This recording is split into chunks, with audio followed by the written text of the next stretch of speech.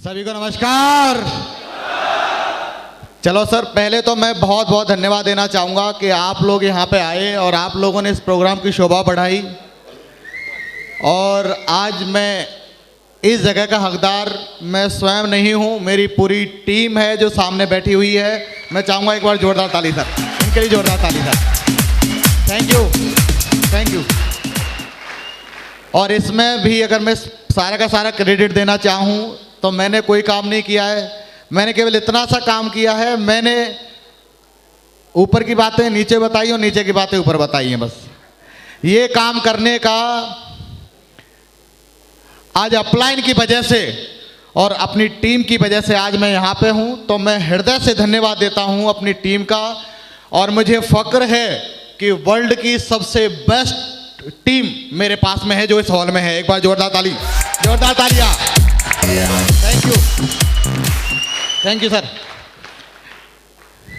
दोस्त, नाम पंकज सिंह है और बेसिकली मैं भी आप ही लोगों की तरह हूं। मैं आपको केवल दो ही चीज़ बताऊंगा, केवल दो ही चीज़ें बताना चाहूंगा। एक, इस बिजनेस से पहले मैं क्या था और इस बिजनेस के बाद आज मैं क्या हूं। सही है क्या नहीं? मैं कुछ भी नहीं था सर, अगर आप लोग नहीं होते तो मैं कुछ भी नहीं था। अगर मैं कहूँ पहले सबसे पहले उस परमपिता परमेश्वर और अपने माता पिता को धन्यवाद देना चाहूँगा कि जिनकी वजह से आज मैं यहाँ भगवान ने मानव के रूप में जन्म देकर भेजा। आज इसके बाद अगर मैं सबसे ज़्यादा अगर किसी का धन्यवाद दूँ तो मैं धन्यवाद देना चाहूँगा अपने अपलाइन, जिन्होंने भी मेरा सहयोग किया है, जैसे भी कोई कंडीशन में सहयोग किया उनका मैं सहयोग धन्यवाद देना चाहूँगा।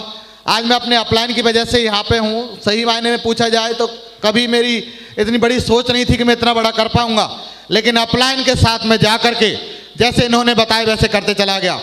और सबसे बड़ा क्रेडिट है श्रीमान जो है अजय जी, जो मेरे अपलाइन थे, जिन्होंने मुझे बिजनेस को स्टार्टिंग करवाया, स्टार्टिंग में सहयोग किया।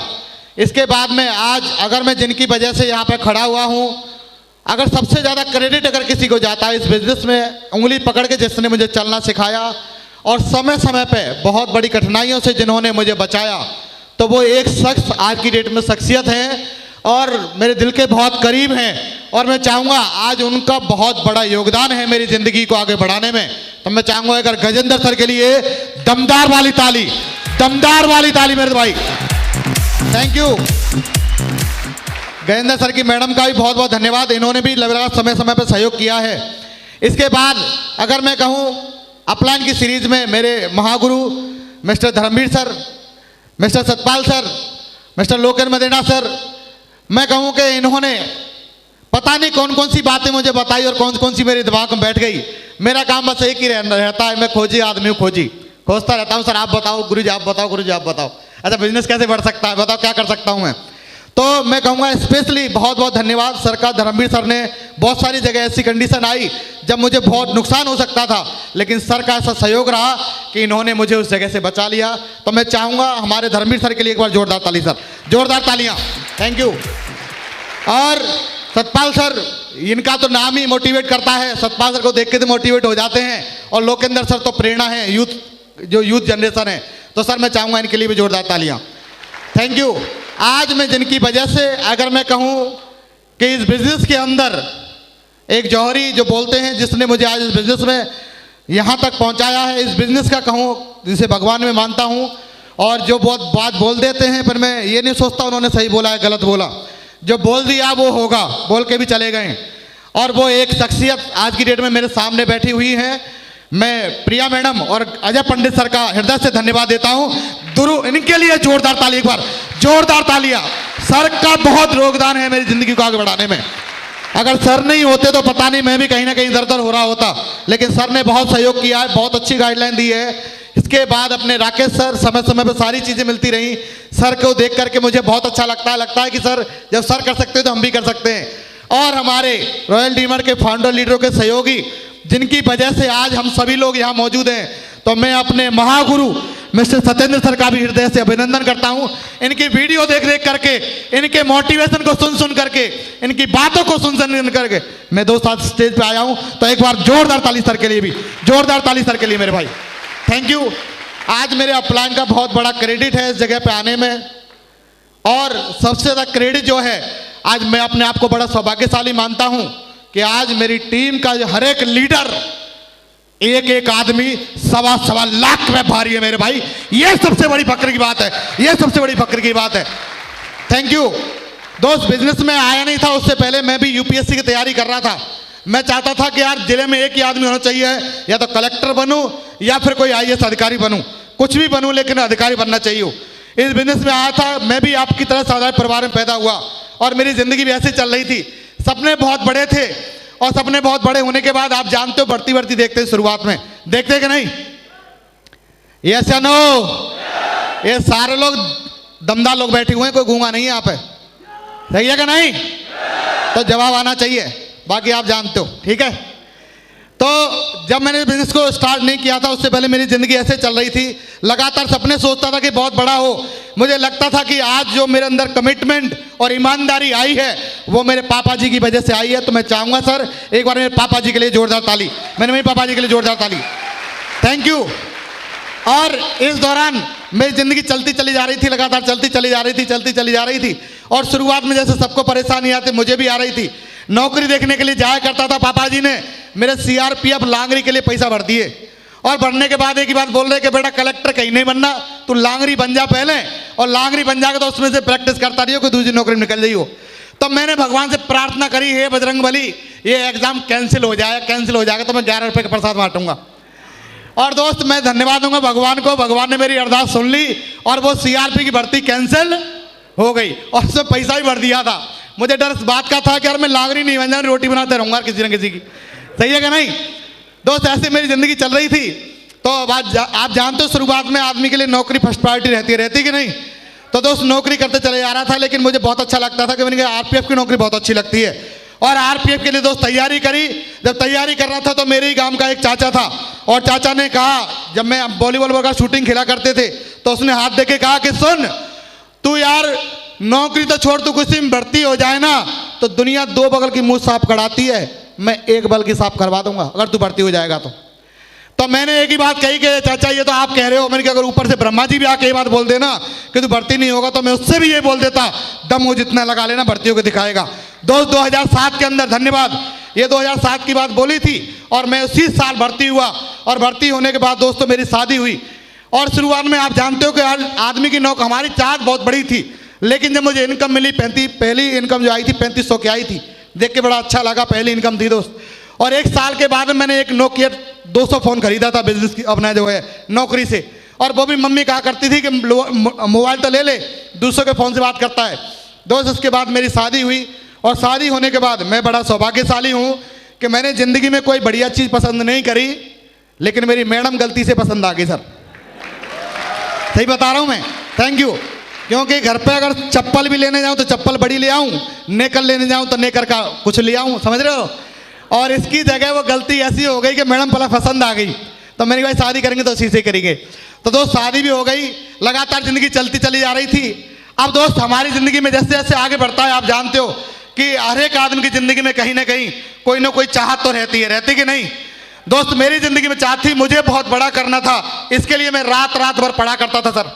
और पढ़ने के बाद एक ही चाहत थी, कुछ भी करना पड़ जाए, मुझे यूपीएससी में सिलेक्शन लेना है। और दोस्तों उसके लिए मैंने एग्जाम भी दिए, यूपीएससी में पहले रीजन में 7 नंबर से रह गया था मैं प्री में। मैंने कोई बात नहीं, अब क्रैक कर देंगे।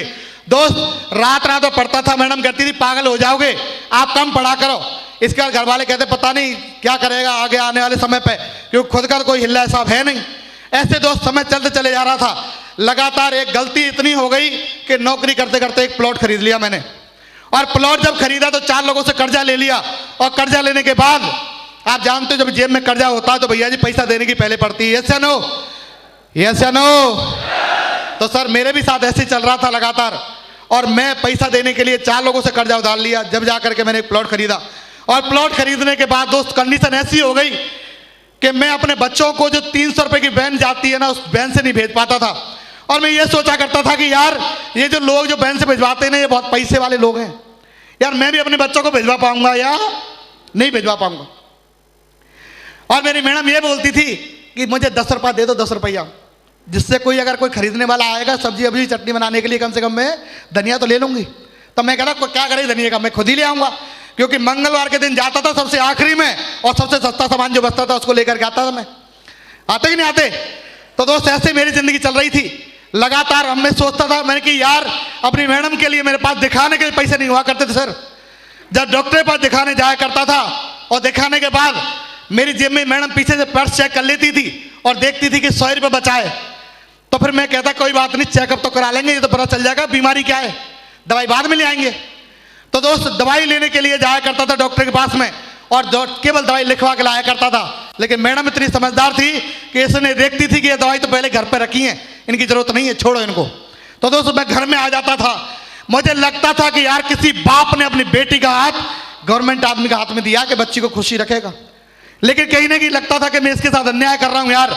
अरे इसको जबरदस्ती थोड़ी लेकर के आया था, किसी ने अपनी बच्ची का हाथ दिया तो सेफ सिक्योरिटी के लिए दिया है, यस या नो?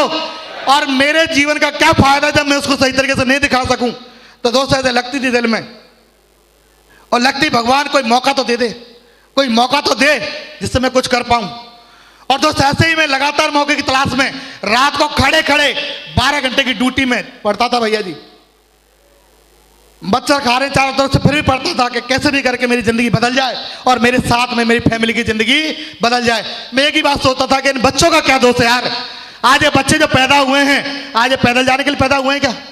जब बच्चे को हमारी मैडम से डील हुई कि ऐसा कर दोपहर में तू लेके आ जाया करना, सुबह में लेके आ जाया करूंगा, पहुंचा दिया करूंगा। और दोस्त ऐसे करते करते स्कूल में पहुंचाने जाया करता था। जब मेरी छुट्टी जल्दी हो जाती थी तो मैडम के पास फोन भी नहीं था, अब ये सोचती थी कि वो लेके आ रहे होंगे। और दोस्त बच्चा 1.5 घंटे स्कूल में रोता था मेरा, और मुझे लगता था वो जो चौकीदार होता वो बोलता भाई साहब कहाँ रह गए आप? तो मैंने भैया जी यार मैं ड्यूटी पे थोड़ा फंस गया था, फैमिली थोड़ी प्रॉब्लम में है। तो ऐसे जाते थे भैया जी, और ऐसे जा करके जिंदगी ऐसी चलती चली जा रही थी। भगवान से मैं एक ही बात बोलता था, भगवान कोई मौका दे दे। यही सोचता था कि रात को मैं जो ना किसी गार्ड की नौकरी कर लिया करूंगा तो 5-6 हज़ार तो बचेगा ही बचेगा कम से कम। अरे 5-6 हज़ार में ज्यादा नहीं तो घर का खर्चा तो चल ही जाएगा। दोस्त ऐसे जिंदगी चल रही थी लगातार। लेकिन धन्यवाद भगवान, धन्यवाद वो शख्स जिसने मुझे इस बिजनेस के बारे में बताया। और दोस्त बताया तो ये कह रहा कि पंकज मैं तुझे सेफ शॉप के बारे में बताता हूं। मैंने मेरी जिंदगी पहले से सेफ है भाई, मुझे ऐसी जिंदगी के बारे में बताने की जरूरत नहीं है। मैं सरकारी नौकरी कर रहा हूं, मेरे से ज्यादा सिगरी किसकी होगी, सही है कि नहीं? लेकिन उसने कहा पंकज चल घर पर चल। अरे मैंने घर पर जा क्या करें, यहीं बता खड़े खड़े। लेकिन दोस्त जबरदस्ती करा, अरे नहीं चाय पिला देना। अरे मैंने कोई घर पर है ही नहीं। वो कहा चल पानी पिला देना। अरे मैंने यार ये तो बिल्कुल ही बेशरम आदमी यार। मैं चल तू फिर घर ले गया दोस्त। घर पर ले जाने के बाद उसने मुझे जिंदगी की सबसे बेहतरीन अपॉर्चुनिटी के बारे में बताया, जिसका नाम था सेफ शॉप, जिसमें आप लोग ज्वाइन है। एक बार जोरदार ताली इस अपॉर्चुनिटी के लिए।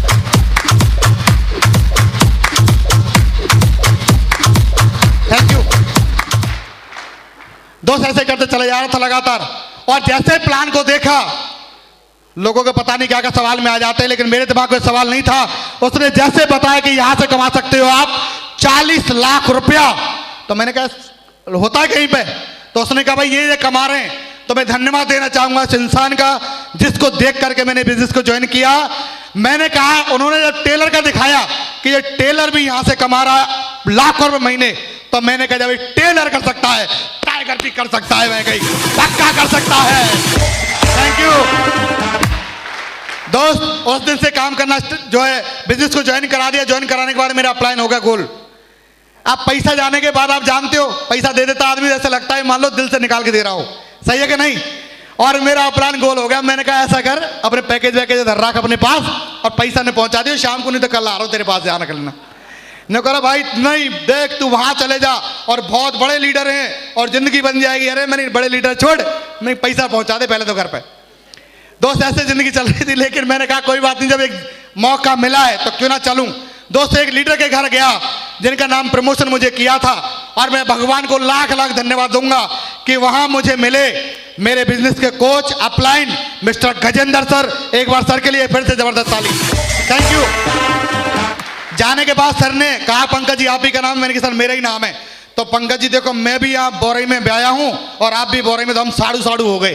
तो मुझे पहली बार पता चला कि सर मेरे साड़ू भी हैं, है ना?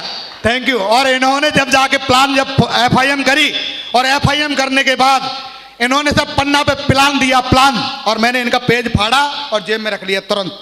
और जेब में रखने का सर ठीक है ओके मिलते हैं। और दोस्त जाने के बाद फिर मैंने दिल्ली में काम किया और अकेले काम किया। लोग कहते हैं भाई अपलाइन काम नहीं कर रहा, कहते कि नहीं, कहते हैं या नहीं, अपलाइन काम नहीं कर रहा। बिल्कुल सही बात है मेरे भाई। भगवान श्री कृष्ण ने लड़ाई नहीं लड़ी थी लेकिन एक बहुत बड़ा युद्ध जितवा दिया था, अर्जुन को जितवा के नहीं जितवाया था। यस या नो? अरे सर काम जब अपलाइन कर लेगा तो डाउनलाइन क्या करेगी, क्या करेगी, फिर बैठ के पैसा खा जाएगी। दोस्त ऐसे ही जिंदगी बस प्लान लिया और सीख गया। बस रात को 2-2 बजे तक मेरी जिंदगी के सामने कोई ऑप्शन ही नहीं था। और बिजनेस में दोस्त यूपीएससी की पढ़ाई के लिए 65,000 रुपये एक सब्जेक्ट के लिए चाहिए था, मेरे पास नहीं था सर, ड्रॉप कर दिया। और मैंने यूपीए नौकरी करते करते रात में पढ़ाई करता था, दिन में कोचिंग जाया करता था भाई साहब। लगातार 6 महीने शेड्यूल ये था। आपकी दिल्ली में Paramount coaching centre Mukherjee Nagar में बत्रा सिनेमा के पीछे। इसके बाद बीएससी एकेडमी बैंक पीओ की तैयारी करा, कैसे भी करके निकल जाऊं नौकरी करते करते।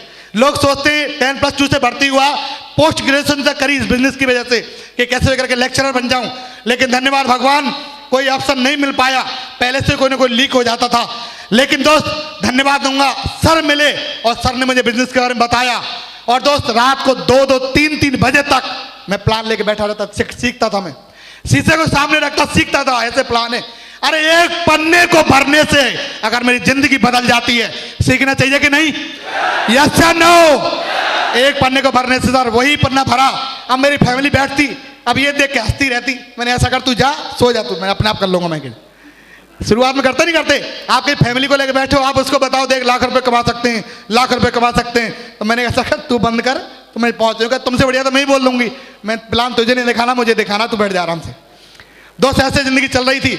लगातार उस जगह पे जब मैं बैग टांग के जाया करता था, तो बैग टांगने के बाद में हमारी फैमिली का घर से निकलना दूभर हो गया था, क्योंकि पड़ोसी इसको निकलने नहीं देते थे। अरे बहन जी कौन सा काम ज्वाइन करा लिया आपने अपने हस्बैंड को? अब ये डर के मारे घर से नहीं निकले, मैं जाऊंगी तो किस किस का जवाब दूं। तो दोस्त ये घर में रहती थी। मैंने ठीक है कोई बात नहीं। दोस्त बरसात में लोग कहते हैं भैया मेरे पास टाइम नहीं है, कहते कि नहीं? अरे वही 24 घंटे मेरे पास में और वही 24 घंटे आपके पास में। मैं रात भर नौकरी करके भाई इस बिजनेस को किया हूं, इस बिजनेस को किया हूं। Thank you.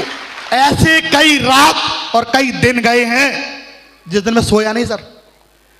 5-5 दिन में मात्र 3-3 घंटे सोया हूं इस बिजनेस की वजह से। लेकिन आज अगर मैं सोया तो बिजनेस ने निवार दिया कि नहीं दिया? दिया कि नहीं दिया? तो दोस्त ऐसे जिंदगी लगातार चल रही थी। मैं भी रात को जगता था, दिन में प्लान करता था और दोपहर में निकलता था ऐसे कि कैसे भी करके धूप से बच जाऊं जिससे मुझे नींद नहीं आए। दोस्त ऐसे करके काम किया लगातार। और जब काम करते चला जा रहा था, जब 1 भी जुड़ रहा, 10 भी जुड़ रहे, 20 जुड़ रहे, पहले तो लोग ही नहीं जुड़े। अरे ऐसा कर, जब तू कार ले आएगा ना कार, तो तेरी कार का ड्राइवर मैं रह लूंगा, ठीक है ना? नहीं डाले कुछ आया भैया है नहीं, इसको पहले ड्राइवर रख ले हैं।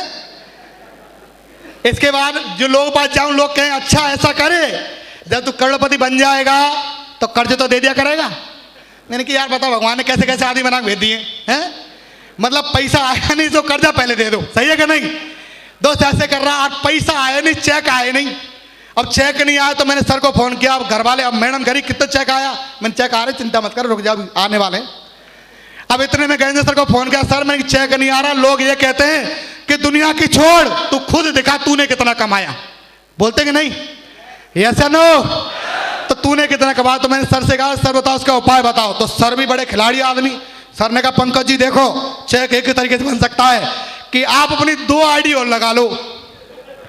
तब मैंने कहा पहले से 8,000 रुपये निकल नहीं रहा, इसके बाद 2 आईडी और लगा लो। लेकिन मैंने एक ही बात बोली, कोई बात नहीं, जब ओखरी में मूड दे दिया तो मूसल से क्या डरना, सही है कि नहीं? ये बिजनेस मैंने 8 लाख कमाने के लिए ज्वाइन किया है, ना कि बचाने के लिए।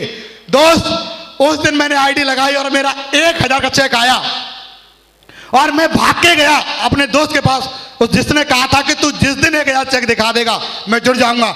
मैंने कहा कॉपी निकाली इंटरनेट से, साइबर कैफे जाकर के 15 रुपए की कॉपी, और निकाल के मैंने कहा भाई देख। तो उसने कहा अच्छा कितने छब्बा के लेके आऊं ऐसे? मैंने कहा यार जिसने 20,000 मिट्टी मलवा दिए। अब हमारी मैडम को पता चल गया कि इसने पैसा लगा दिया। अब मैडम ने घर फोन कर दिया, मम्मी एक ऐसा बिजनेस चालू किया है, 20,000 लगाओ और 1,000, इतना बढ़िया बिजनेस चालू किया है। अब घर वाले बोल रहे साले बर्बाद हो जाएगा, 12 मार्च से मत बोलना, और 1 रुपये हम तो देने के है नहीं तेरे को। अब दोस्त, अब आप जानते हो शुरुआत में बच्चे भी बीमार, मैडम भी बीमार, और पता नहीं कहाँ से इनके अंदर बीमारी भर गई, जो सब बीमारी बाहर निकल के आ रही, सब बाहर आती ही नहीं आती। जब देखो मैं काम पे जाऊं बच्चा बीमार हो गया, अब सब मैं वहां जा रहा हूं तो बच्चा बीमार। मैंने कहा ये बढ़िया साहब बन गया। पहले सब कुछ बढ़िया चल रहा था, पहले बिल्कुल बढ़िया, कोई दिक्कत नहीं, लेकिन बिजनेस को ज्वाइन करने के बाद ऐसे हो गया सर। लेकिन दोस्त धन्यवाद, अपलाइन चेक आया 1000 का, फिर 1000 के बाद में फिर मेहनत करी, फिर 2000 का भी आया, 10,000 5,000 की आया, और टीम बन गई मेरे साथ 150 पौने 200 लोगों की। और दिल्ली में टीम बन नहीं थी, और बनने के बाद सभी लोगों का हो गया ट्रांसफर। क्या हो गया? क्या हो गया सर? सभी का ट्रांसफर हो गया। और मेरी 8 महीने की मेहनत आ गई थी 0 पे। और मैं बैठ बैठ के इसलिए रोता था, मैंने कहा जो 8 महीने बर्बाद हो गए। अब मैंने कहा यार इसको देखा कैसे करूंगा, क्योंकि किसी का ट्रांसफर हो गया दिल्ली, किसी का हो गया पटना, किसी का हो गया झांसी, कोई चला गया अजमेर, कोई चला गया कहीं। मैंने कहा यार मैं तो अकेले रह गया। लेकिन मेरे एक बात दिमाग में थी, जब 150 लोगों का ग्रुप बना सकता है टाइगर, तो दोबारा से भी ग्रुप जरूर बनाएगा, जरूर बनाएगा मेरे भाई। Thank you. और दोस्त काम करना स्टार्ट किया, फिर दोबारा से बांदीकुई में आया। अब इधर साइड में क्या हुआ, बांदीकुई आने के बाद 6 महीने तक कोई भी डीडी नहीं आई, सब कोई भी डीडी नहीं आई। अब मैडम पूछे चेक कितने का आया, तो मैं बोल रहा भाई चेक आया 2000 का। तो करे दिखाओ कहाँ है, तो मैं दिखाता, देख तो चेक कैसे आता, मेरा इनकम कैसे नहीं आती, 0। तो बड़ी हस्ती के हमारा आदमी दुनिया का ऐसा आदमी है कि 7 दिन काम करने के बाद इनकम आ रही है 0। फिर 7 दिन आए, फिर इनकम कितनी आई, मैंने कहा यार 2000 पे तो भरोसा नहीं किया था, 1000 पे भरोसा कर लेगी। मैंने कहा 1000 आया है। लेकिन फिर इसने कहा दिखाओ दिखाओ। आप जानते हो भाई इनके सामने किसकी चलती है, सही है कि नहीं? ये तो घर में ही रहते हैं, घर से बाहर ही जाना पड़ेगा। फिर तो दिखाया, फिर भी इनकम 0। तीसरे वीक की इनकम 0। हमारी मैडम कह रही हमारे आदमी ने ऐसा बिजनेस चालू किया है, इनकम तो छोड़ो, आमदनी का तो मतलब नहीं है भाई, जामदनी हो रही है तो इनकम तो मतलब ही नहीं है, सही है कि नहीं? पैसा आ ही नहीं रहा। तो मैंने कहा बहुत आ गया, चिंता मत कर। तो दोस्त धन्यवाद भगवान को कि मुझे महीने के आखिरी में एक चेक आ गया। जानना चाहो कितना आया? जानना चाहोगे? 270 रुपए का चेक आया सर मुझे महीने के आखिरी में।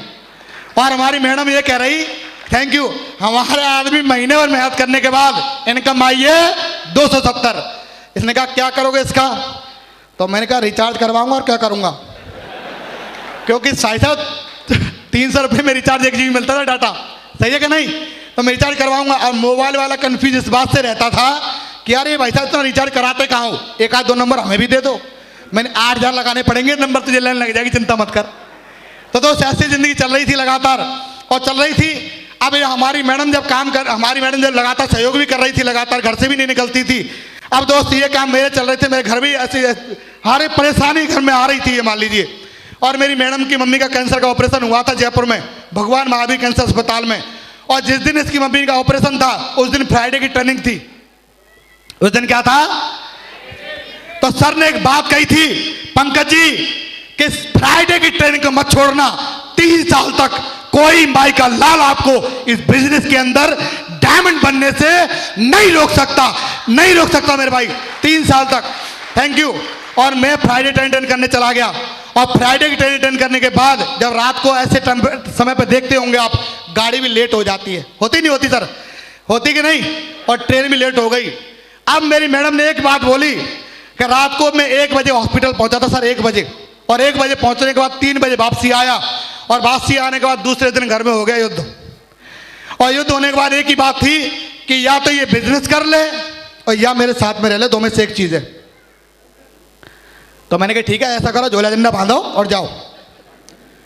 तो दोस्त मेरी आप भरोसा कर सकते हो, 3 महीने के लिए हमारे परिवार वाले गवाह हैं, 3 महीने के लिए आप कसम खा के कराऊं सर, मैंने किसी बच्चे तक से हलो तक नहीं किया था, केवल ये बिजनेस किया। मुझे इतना पता था कि ये बिजनेस अगर मैं कर लिया एक बार तो मेरी बच्चों की छोड़ो, बच्चों की पीढ़ियों की जिंदगी बन जाएगी। यस या नो? आज इन्हें पता नहीं चल रहा, लेकिन जिस दिन पता चलेगा ये कहेंगे कि यार पापा हो तो ऐसा, कहेंगे कि नहीं? अब दोस्त प्लान दिखाने जाता, अब मैं जीजा जी के पास गया, अब जीजा जी से कहा जीजा जी आप जुड़ जाओ, अरे देखो मेरी जो ना मेरे साथ भी काम हो जाएगा, आपके साथ भी काम हो जाएगा। तो जीजा ने कही सुन, कितने आई और कितनी गई, और तू तो यार इतने ले घूम रहा, मेरे पीछे तो आदमी लेके घूम रहा था, वो खुद ही पैसा दे रहा था। अरे मेरे पैसा छोड़ो जीजा जी, मैंने आप जुड़ जाओ बस। और जुड़ने के बाद जीजा ने कह दिया देख पंकज, मैंने 27 लाख यहाँ लगा लिया, 20 लाख यहाँ लगा लिया, 15 लाख यहाँ लगा लिया, लेकिन मैंने कहा लाखों रुपये मत दिखाओ मुझे आप, मुझे तो आप मात्र 5,000 रुपये दे दो, 4,000 मैं लगा लूंगा और बाकी डीडी आपकी लग जाएगी। तो दोस्त उस समय सर मेरे साथ में गए हुए थे और जीजा ने कही पंकज मेरे बस की बात नहीं है। और दोस्त क्योंकि मैंने उनके एक कहने पे 75,000 रुपये लगाया था और लगाने के बाद 75,000 में से भी मुझे ब्याज धरने का देना पड़ा, यानी 56,000 मिला था। अब मैंने कहा जीजा कम से कम मुझे दे ही देगा तो ना 8,000 रुपये तो, लेकिन दोस्त नहीं दिया। और एक ही बात बोली पंकज सुन, जिस दिन डायमंड बन जाए उस दिन संपर्क करना। और दोस्त मैं दहलीज पे खड़ा हुआ था घर के बाहर और सर मेरे साथ में थे। मैंने एक ही बात कही, कमिटमेंट एक ही था, शुरुआत थी कि जीजा अब तक मैं डायमंड बनता कि नहीं बनता, लेकिन तुझे दिखाने के लिए तो जरूर बनूंगा, जरूर बनूंगा, कुछ भी करना पड़ जाए, कुछ भी करना पड़ जाए। Thank you.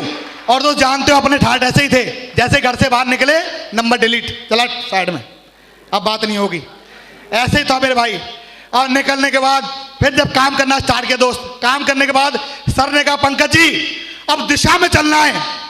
तो मैंने कहा इनकम आई नहीं यार, ये लगाए लगाए जा रहे हैं लगातार। और भाई दिशा का कंट्रीब्यूशन, अरे अजमेर चलना है, मेरवाड़ा पैलेस में चलना है। तो मैं साथ चलेंगे सर, बिल्कुल चलेंगे, आपने कह दी तो।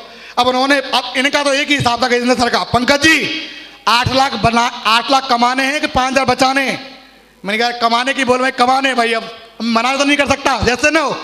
तो दोस्त ऐसे करके फिर मैं दिशा में गया। दिशा में जाने के बाद सर ने डायरी पे लिखवाया कि पंकज जी डायमंड बनोगे। मैं सर कसम खा के कहता हूं कि धरती पे जिंदा रहा तो इस बिजनेस के अंदर अपने माता पिता की कसम खा रहा हूं कि डायमंड तो बन के दिखाऊंगा सर। और उस दिन का आज का दिन है मेरे भाई। फिर इसके बाद एक डायमंडशिप और देखने को मिली, मेरी जिंदगी की पहली डायमंडशिप, जो मेरे अजय पंडित सर की डायमंडशिप हो रही थी सूर सदन में। और जब मैं आया मैंने देखा कि जब सर डायमंड बन सकते हैं तो मैं भी बन सकता हूं। उस दिन कसम खाई कि सर कसम खा के कहता हूं कि इस बिजनेस के अंदर पंकज अगर जिंदा रहेगा धरती पे तो डायमंड तो जरूर बनेगा, जरूर बनेगा, तो कुछ भी करना पड़ जाए जरूर बनेगा डायमंड भैया जी। Thank you. अब जब फैमिली के साथ में ये जब बात हो गई तो फैमिली छोड़ के चली गई सर। सतपाल सर और गजेंद्र सर सब समझाने गए। समझने के बाद दोस्त फैमिली घर पे आई और आने के बाद ऐसे ही जिंदगी चल रही मेरे भाई। मुझे ऐसा लगता था उस दौरान कि मैं आत्महत्या क्यों नहीं कर लेता यार भाई। आज मुझे मेरे घर वाले मेरे साथ में नहीं, मेरी फैमिली मेरे साथ में नहीं, ससुराल वाले साथ में नहीं, कोई भी साथ में नहीं, अकेला बिजनेस में एक साइड और दुनिया एक साइड में थी। मुझे ऐसा लगता था कि यार ये मैं काम कर क्यों रहा हूँ, आज सफल हो जाऊंगा तो सबसे ज्यादा फायदा सबको ही मिलेगा, लेकिन आज मैं काम कर क्यों रहा हूँ। इधर से देखो तो कोई ना कोई टॉन्ट मार रहा है, इधर से देखो कुछ कह रहा है। दोस्त ऐसे जिंदगी निकल रही थी लगातार। और इस दौरान जब काम कर रहा 250-300 की टीम बनी तो दोस्त मेरी बीच में मेरी दादी माँ का देहांत हो गया दोस्त, जिसको मैं सबसे ज्यादा प्यार करता था। और देहांत हो गया, लोग कहते हैं भैया मेरे पास में मेरे फलाने की इसकी शादी है, शादी में जा रहा हूं मैं फंक्शन खत्म करके आया था, घर से फोन पहुंचा कि दादी नहीं रही। तो दोस्त रात के मुझे 9-10 बज गए तो मेरी दादी का अंतिम संस्कार हो चुका था सर। और होने के बाद जब घर आया, घर आने के बाद गजेंद्र सर ने फोन किया पंकज जी बांदी कुई में 600 लोगों का प्रोग्राम कराना, ये एंट्री पास है। अब मैंने कि सर की बात टाल भी नहीं सकता मैं, क्योंकि एक ही कसम खाई थी कि सर बिजनेस के अंदर 3 से 4 साल में जब तक आप नहीं कहोगे आपकी बात सर्वोपरि रहेगी। तो सर ने बोल दिया, मैं गया। और जाने के बाद जिस दिन मेरी दादी का 12वां था उस दिन मैं ऐसे 600 लोगों का प्रोग्राम कर रहा था। तो उन्होंने कहा पंकज जी आप दादी माँ को वापस तो नहीं ला सकते, लेकिन दादी माँ के दिन को यादगार जरूर बना सकते हो, क्योंकि इस दिन ऐसा कोई काम कर देना जिससे आपकी दादी को प्राउड फील हो। ऐसा ना हो। तो दोस्त ऐसे में कर ऐसे प्रोग्राम में था और मैं रात को फिर घर पहुंचा। और घर पहुंचने के बाद मैं बैठा हुआ था तो मेरे पिताश्री आते और कहते साले तेरा तो हमें यह भी भरोसा नहीं तुम्हें लकड़ी देने आएगा कि नहीं आएगा।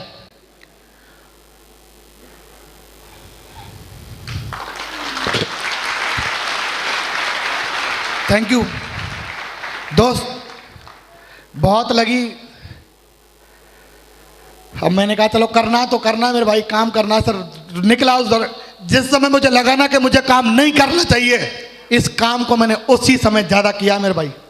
जिस समय लगना चाहिए, लोग कहते नहीं कहते कि काम मैं नहीं करूंगा सर, जिस समय में लगता था कि काम नहीं करना चाहिए, सारा उसी समय इस बिजनेस को मैंने ज्यादा किया दोस्त। और लगातार लोगों ने टोने मारे, मुझे लिख के दिया कि पंकज सुन कि तू जिंदगी में कितना भी काम कर लेना, लेकिन तू हमारे किसी की होड़ नहीं कर सकता, ये लिख के ले ले स्टैंप पे। मेरी गाड़ी की डिग्गी में रखी है, मैं आपको दिखा दूंगा, लिख के दिया मुझे, मैं ध्यान भूल गया, मैं ला नहीं पाया। तो दोस्त ऐसा लगता था लोगों को, जब प्लान दिखाने जाता था और जाने के बाद फिर लोगों के पीछे घूमता था, भाई काम कर ले दोस्त, काम कर ले, जिंदगी बन जाएगी। मुझे ऐसा लगता था कि मैंने ही भांग का राखी, बाकी सब मौज ले रहे हैं। समझ रहे मेरी बात? दुनिया आराम से सो रही है, कोई एसी में सो रहा है, कोई कूलर में सो रहा है, और मैं दोपहर में पागलों की तरह घूम रहा हूं।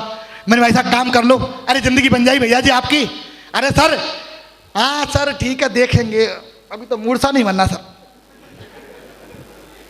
मैं सोचता मैंने यार बताओ, लोगों को नींद आ रही है, ये पता है कि इस बिजनेस से 8 लाख रुपए कमाया जा सकता है, हमें नींद ही नहीं आ रही। हमारे घर वाले तो बोले साला पागल है, तो पागल घूमते रहता है, घूम बोलते हमारे घर वाले तो। क्योंकि जब मैं भाई, और इस बिजनेस से पहले आप जानते भी हो कि पागलों का भी इतिहास रहा है कि नहीं? लोग बोलते पागल है, मैं सब बिल्कुल पागल हूं।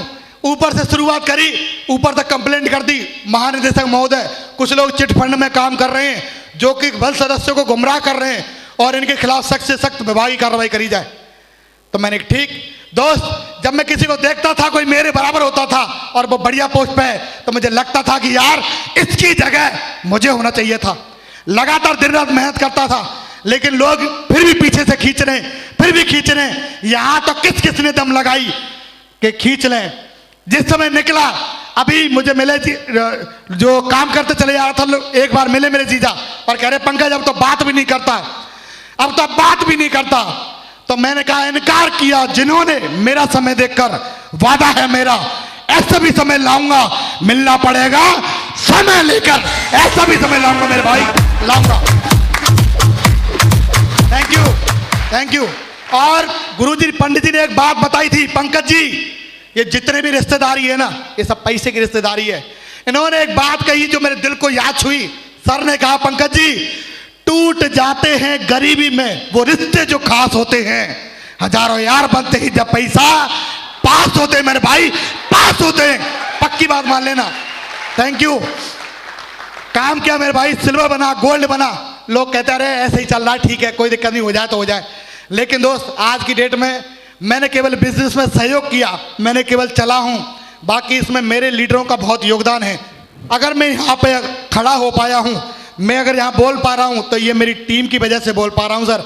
अगर मेरी टीम नहीं होती तो आज मैं भी यहाँ पे नहीं होता। दोस्त संघर्ष दुनिया करती यार। मेरी मैडम से हमारे एक कोर्ट में चली गई, एक कोर्ट में चली गई जाके, भाई इसका जो करो, इससे अलग होंगे हम भी, इधर से आगे में चलो ये अलग होगी तो हम भी हो जाएंगे बिजनेस के लिए, सब कुछ तैयार एकदम। लेकिन वहां पर अगर सतपाल सर और गजेंद्र सर नहीं जाए तो वहां मामला बिगड़ ही रहा था सर।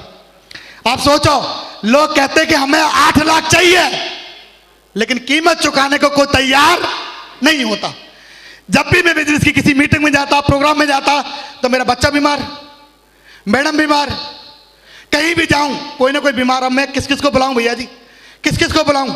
अब फैमिली बोले कि बस बिजनेस ही बिजनेस करना है, घर वाले बोल रहे हैं साले खुद तो हीरो बना घूम रहा है, बच्चों पे अच्छे कपड़े तक नहीं है। मैंने कहा यार बात क्या बताऊं मैं, कि थोड़े समय बाद इनके पास ही तो होंगे, सही है कि नहीं? दोस्त आप फैमिली लगातार इधर से पीछे से लगी हुई, लेकिन मेरी मैडम ने भी बहुत सहयोग किया है। आज मैं कहूं कि बच्चा बीमार था, बच्चे को बता दिया डॉक्टर ने कि टीबी है बच्चे को, कल लेकर के आना है इसको।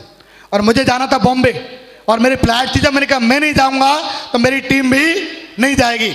लेकिन मेरी मैडम ने कहा कि कोई बात नहीं, डॉक्टर के पास तो बच्चे को लेके जाना है ना, तो मैं लेके चली जाऊंगी, आप जाओ। तो दोस्त फिर ये डॉक्टर के पास लेके गई, तो आप जान सकते हो कि मैं कैसे गया हूँ उस जगह, जान सकते हो, जान सकते कि नहीं? तो दोस्त मैं कैसे गया था, मैं रो करके गया था। मैंने कहा यार क्या करूँ, मेरी ऐसी कंडीशन ऐसी आ गई। सिस्टम की गतिविधि को मैंने सर से कमिटमेंट कर दिया था, गुरुजी से कमिटमेंट कर दिया था, सर 4 साल तक जैसे आप बोलोगे कभी ना नहीं निकलेगी सर, कभी ना नहीं निकलेगी। और उन्होंने कहा पंकज जी अगर 4 साल तक ना नहीं निकलेगी तो मैं गारंटी से कह सकता हूं सिस्टम के बिहाफ पे कि आप 4 साल के भीतर डायमंड है, डायमंड है और डायमंड है। सर ने बोला था सर ये। Thank you. और सर ने बोला पंकज जी चलो, और मैं कभी परेशानी नहीं बताया अपने अपलाइन को, गुरुजी ये परेशानी आ गई। मैंने कहा सर आना है तो आना है। दोस्त मैं चला गया बॉम्बे, और बॉम्बे जाने के बाद धन्यवाद भगवान, जाने के बाद में बच्चे को भी बता दे कि नॉर्मल है, कोई दिक्कत नहीं। जब देखो जब मैं कहीं बाहर निकलूं, मेरा बच्चा बीमार, मैडम बीमार, मैडम को सर बहुत भयंकर परेशानी थी, लेकिन फिर भी मैंने बिजनेस को किया। मैडम घर पर रोती रहती थी रात को सर, फिर भी किया। अब हमारे ससुराल वाले ये कह रहे पता नहीं कहाँ पागल भे घूम रहे हैं, बच्चों का तो कोई ध्यान ही नहीं है। दोस्त मैं किसी को 10-10 दिन के लिए 2-2 दिन के लिए बुलाया करता था कि 2 दिन आप घर पर रह जाओ, मैं थोड़ा बाहर करके आ जाता हूँ। ऐसी ऐसी जिंदगी निकली सर मेरी, और निकलने के बाद बस एक ही काम था कि काम करना किसी कंडीशन में। और दोस्त काम करने की वजह से, सर की वजह से दोस्त आज मैं इतना बताऊं कि काम जब कर रहा था बिजनेस पे, टोपाज बना, एमरल्ड बना, रूबी बना, आज आपके सामने डायमंड हूं। और ये डायमंड तक का सफर लगता है मेरे भाई, लगता है कि आसान है, आसान है लगता है, लेकिन मैंने इसके लिए कोई ज्यादा बड़ा काम नहीं किया। केवल इस बिजनेस में डायमंड बनने की मैंने कीमत चुकाई है। कभी किसी शादी में नहीं गया सर, कभी किसी शादी में नहीं गया, कभी किसी प्रोग्राम में नहीं गया। घर भी जाता था, एक ही बात कहता था, मम्मी कसम खा के कहता हूं अब की बार मैं डायमंड बनने पे आऊंगा, रूबी बनने पे आऊंगा, एमरल्ड बनने से पहले घर नहीं आऊंगा। मैं कमिटमेंट करता था सर मैं, और लगातार चाहे कोई भी रहे दुनिया एक साइड में। इस बिजनेस की अगर कहूं सफलता की मेन वजह जो है वो है इस बिजनेस को मैंने सबसे बड़ी प्रायोरिटी पर रखा सर, प्रायोरिटी पे ये बिजनेस, प्रायोरिटी पर रहा सर बिजनेस मेरा। Thank you. दुनिया कहती है अरे सर मेरे बच्चे हैं, और का बाबा जी घूम रहे हैं सब बच्चे वाले तो हैं, और किसके लिए कर रहे हैं, कहते कि नहीं। अरे सर मेरी नौकरी है, अरे मेरे भाई वही 24 घंटे आपके पास और वही 24 घंटे मेरे पास, और वही मैंने रात को काम किया, दिन में काम किया। 6 दिन में केवल 3 घंटे सोया था इस बिजनेस के लिए, 6 दिन में 3 घंटे। लोग कहते साहब टाइम नहीं साहब, मैं तो सो जाता हूं जाकर के, कहते कि नहीं। दोस्त लगातार काम किया, सर ने बोला काम किया, और कभी भी बहाना नहीं बनाया। सर ने बताया पंकज जी या तो बहाना बना लो या पैसा बना लो, जो भी बनाना है जम के बनाओ। तब मैंने कहा सर पैसा बनाना है, क्योंकि साले बिना पैसे का कोई वैल्यू नहीं है, कोई वैल्यू नहीं है। और अरे आप शादी में चले भी गए क्या करोगे, भगोना उठाओगे, पत्तल उठाओगे जाकर शादी में, सही है कि नहीं। लेकिन जिस दिन सफल हो जाओगे, डायमंड बन जाओगे, एक ब्रांड की तरह जाओगे, जाओगे या नहीं, यस या नो। दोस्त यही किया, काम करना है, कुछ नहीं। दुनिया एक साइड में, ये बिजनेस एक साइड में। अगर इसकी कोई भी कंडीशन आ गई, नौकरी वाले नौकरी से पीछे नहीं छोड़ रहे, हवलदार बवलदार सब पीछे लग गए।